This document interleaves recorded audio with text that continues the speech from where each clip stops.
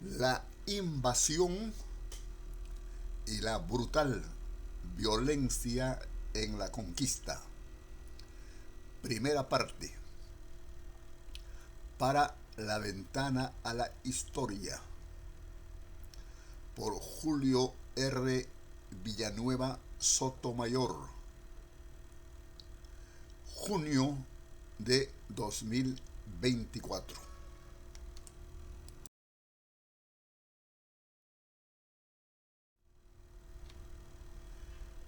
Historia e historiografía. La historia estudia el pasado y todas sus repercusiones en el presente y en el futuro. La historiografía la convierte en documento escrito, donde se plasma la interpretación del autor sobre lo que sucedió, sucede y sucederá.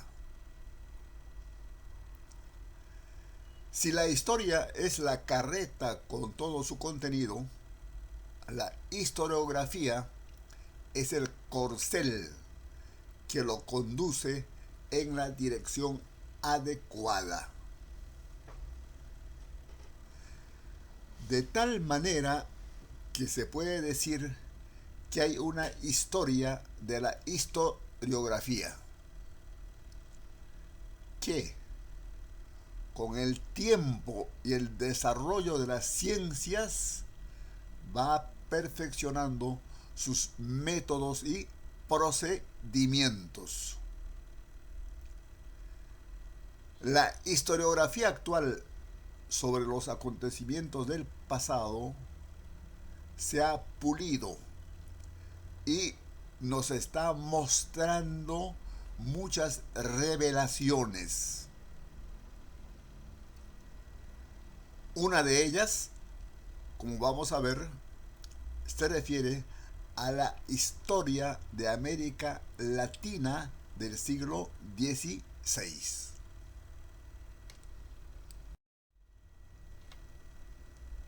José de la Riva Agüero, está su retrato, su fotografía.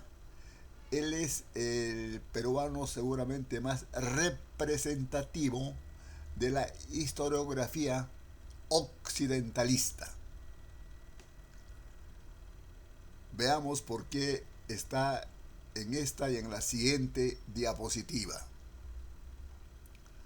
Los cronistas que vinieron con Cortés y Pizarro y otros, como Cieza de León, que lo hizo con Pedro de la Gasca, presentaron una visión parcializada de lo que sucedió desde la llegada de los godos a territorio latinoamericano. En sus escritos hay una frecuente narración de hechos que justifican las acciones de los extranjeros y manifiestan que han venido en nombre de Dios y que Él estuvo presente en todas las acciones bélicas respaldándoles. Además, minimizan la cultura nativa, a los hombres que las conforman, se creen superiores en todo y expropian las tierras por donde van pisando, adjudicando su propiedad al rey de España. Esa corriente historiográfica, con más o menos parcialidad, va a ser heredada por los historiadores de todo el mundo de esa época, principalmente por los occidentalistas, es decir, de los que sostienen que la cultura y la civilización se originaron en el viejo mundo. Son propiedad del viejo mundo. Entre los peruanos, uno de los representantes de esta corriente historiográfica es José de la Riva Agüero y Osma, nacido en Lima el 26 de febrero de 1885, fallecido en Lima el 25 de octubre de 1944. Un historiador de gran prestigio, de talante aristocrático, elitista y conservador.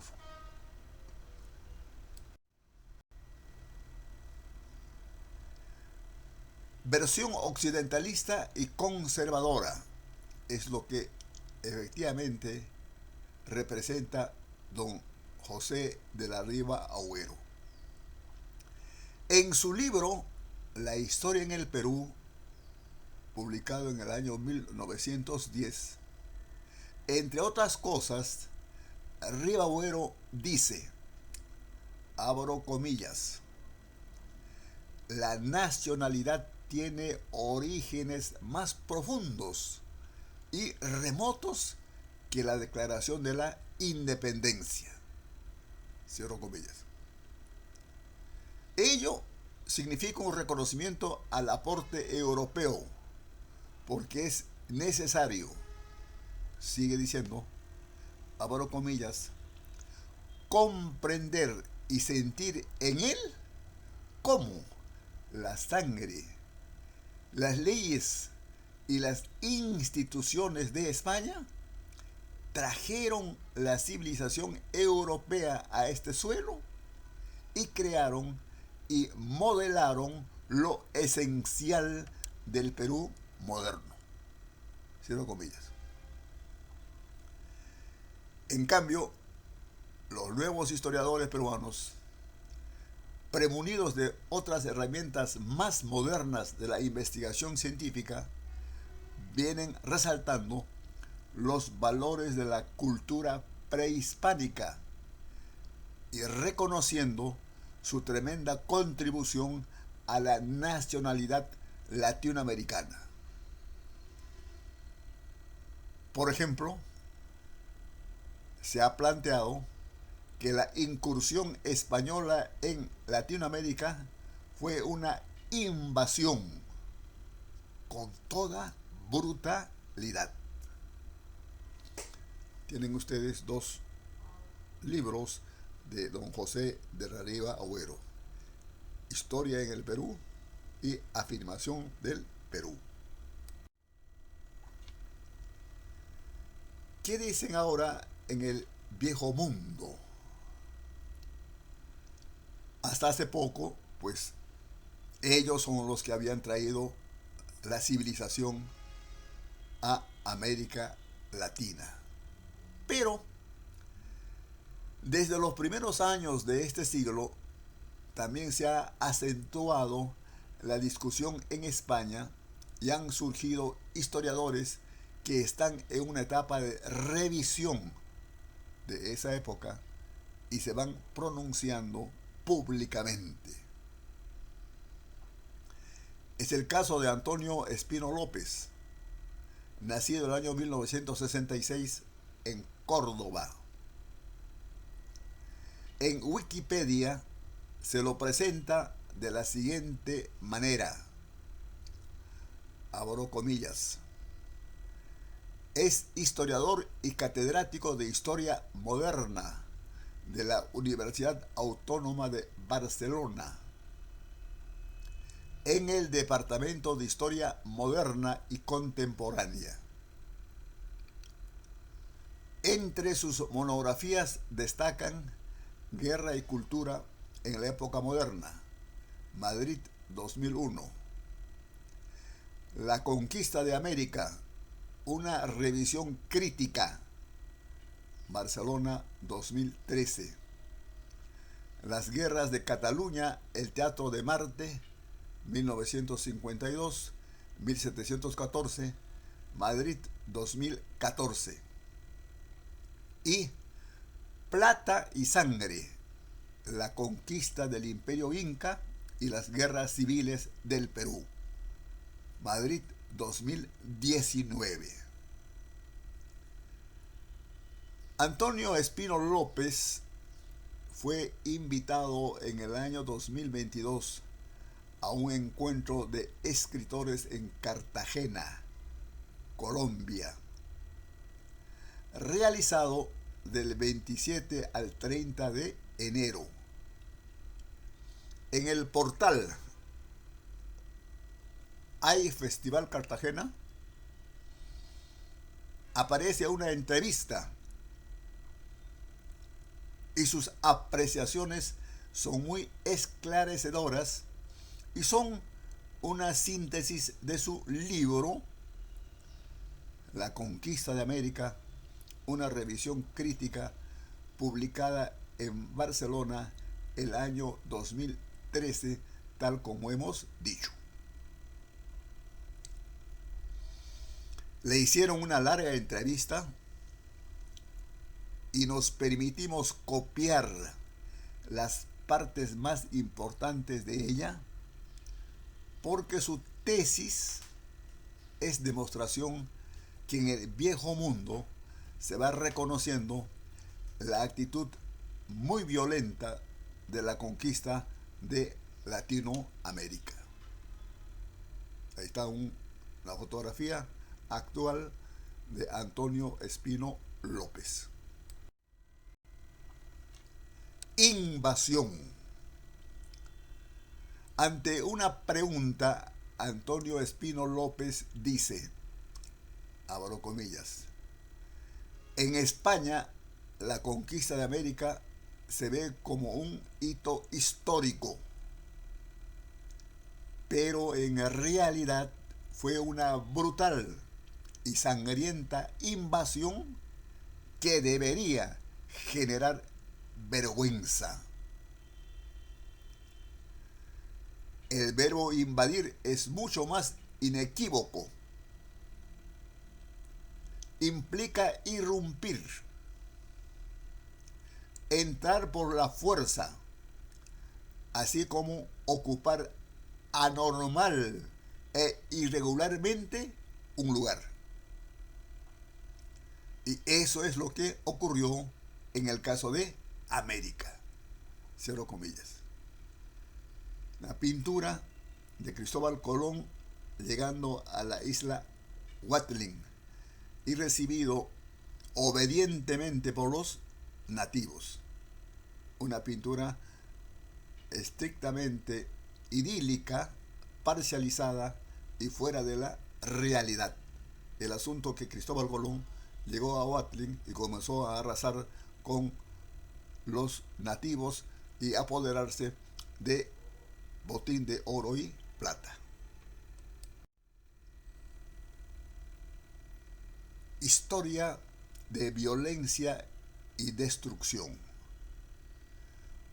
¿Hubo violencia y destrucción?, se le preguntó. Abro comillas. Sí. No fue diferente a cualquier otro proceso de invasión, conquista, sometimiento de un territorio y de los habitantes de ese territorio. A lo largo de la historia siempre ha ocurrido así. Y la invasión y conquista hispana de América no es diferente. Cierro comillas. En México y el Tahuantinsuyo se arrasó no solo el oro y plata para enriquecimiento de los conquistadores y de la corona española, sino que con la violencia se sometió, con el miedo y con la destrucción hubo pánico. En la ilustración, unos soldados españoles atando de mano a un nativo con espada en mano. Estos 4 nativos luego van a ser violentamente torturados. Amputación de las manos. Una muestra de la violencia fue la amputación de manos y pies. Abro comillas. Sí, dice Antonio Espino, fue una práctica muy habitual que ya venía de muy antiguo. Está perfectamente documentado que ya se aplicaba en el imperialismo del antiguo Roma y desde entonces se ha empleado.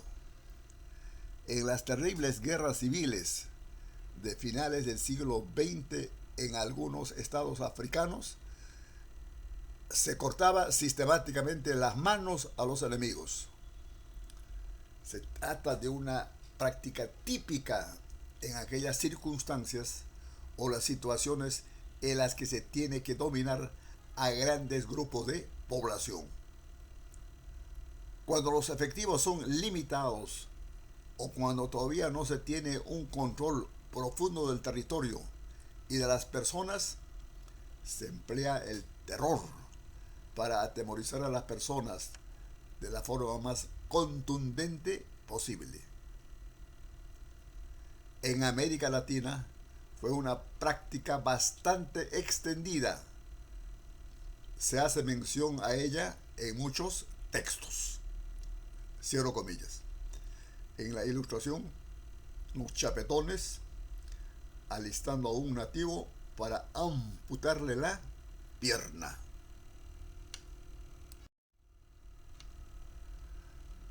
Aceite hirviente o fuego. ¿Se usó de otras formas de terror para frenar las respuestas? El historiador español respondió, abro comillas, los conquistadores con frecuencia cortaban las manos de los habitantes y cauterizaban la herida con aceite hirviendo o con fuego. Evidentemente, de lo que se trata es que el resto de la comunidad percibiera de manera clara y contundente que el castigo aplicado a esa persona podía extenderse a muchas otras, lo que frenaba su instinto de rebelarse. Cierro comillas. En la ilustración, 2 curacas han sido sometidos a la fuerza y se le está aplicando la tortura de aceite hirviente o fuego. ¿Cómo se hizo en el sitio de la capital imperial?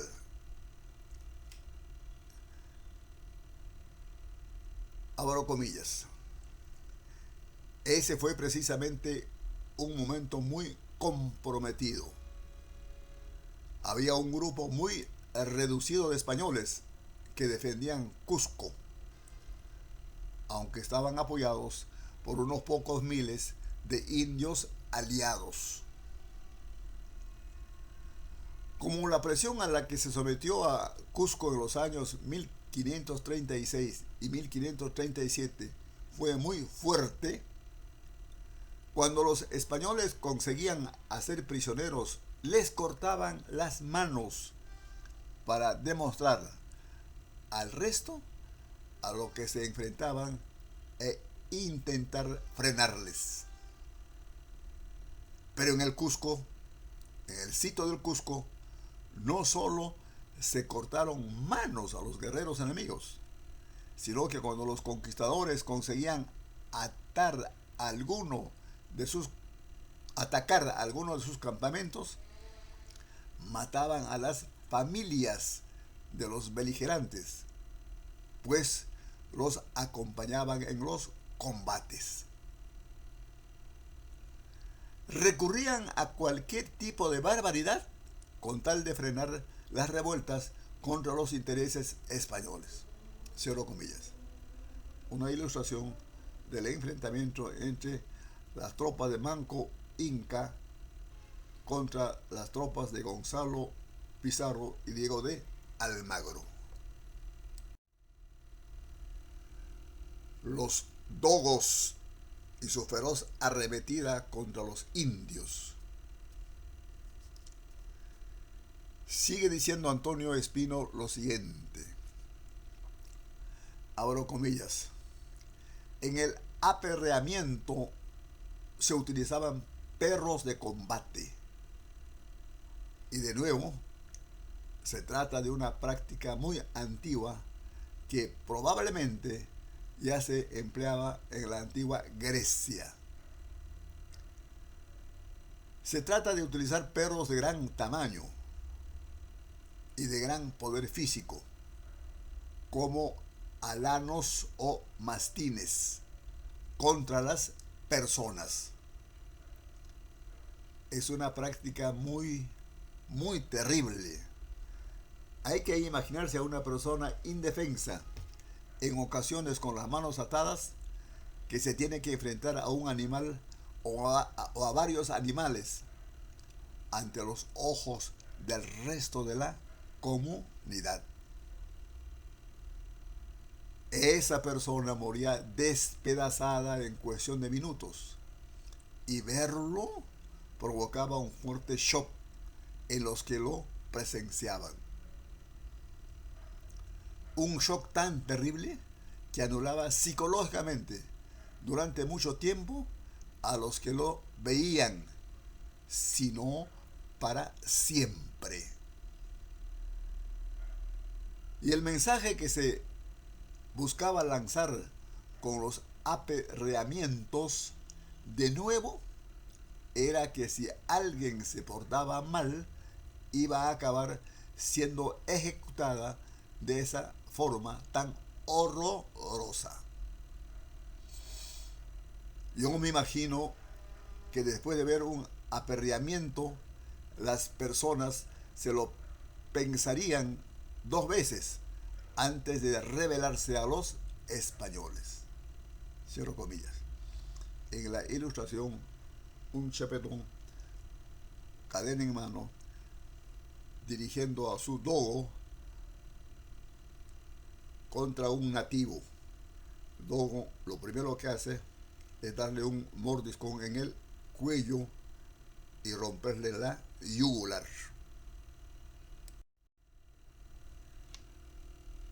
¿Hubo muerte en la hoguera? Antonio Espino responde, abro comillas: era un tipo de ejecución que se reservaba sobre todo para los caciques, porque si se ejecutaba al jefe de una comunidad, de un territorio, de nuevo se estaba mandando un mensaje muy claro. Al ver el terrible fin que había tenido una persona de su mismo estatus, otros caciques dejaban de tener ganas de rebelarse. Las ejecuciones en la hoguera se emplearon mucho en la conquista de las Antillas, en especial en Santo Domingo. Tanto Pizarro como Cortés las utilizaron en situaciones específicas. Cortés no dudó, por ejemplo, en quemar vivos a un gran jefe mexica y a algunos de sus correligionarios para demostrarle precisamente a Moctezuma y al resto de la sociedad mexica que no toleraría ninguna revuelta ni acción en contra de los intereses españoles. Cierro comillas. En la ilustración, un curaca está siendo torturado quemándole el cuerpo en una hoguera, mientras los soldados españoles contemplan esta macabra escena.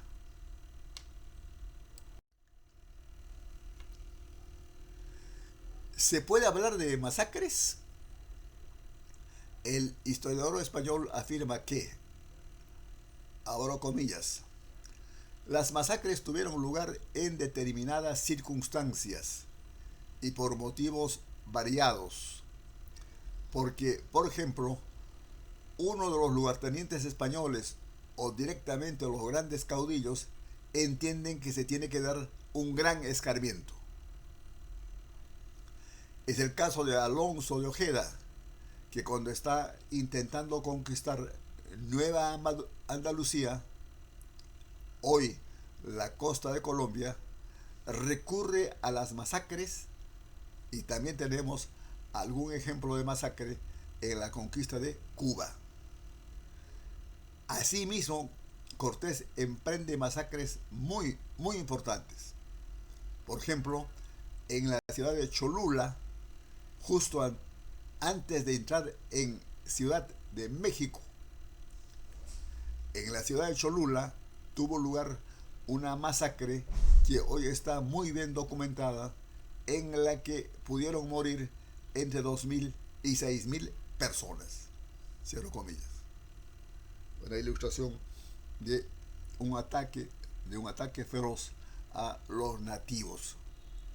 Precisamente en esta masacre en Cholula intervino Malinche, porque ella es la que denunció que los de Cholula estaban preparando una rebelión, y Hernán Cortés se les adelantó ordenando a su ejército, a sus tropas, para que en la madrugada, cuchillo en mano, degollaron de casa en casa a los nativos. De ahí que murieron entre 2.000 y 6.000 personas. Esta es la primera parte de esta historiografía, y muy agradecido por su atención.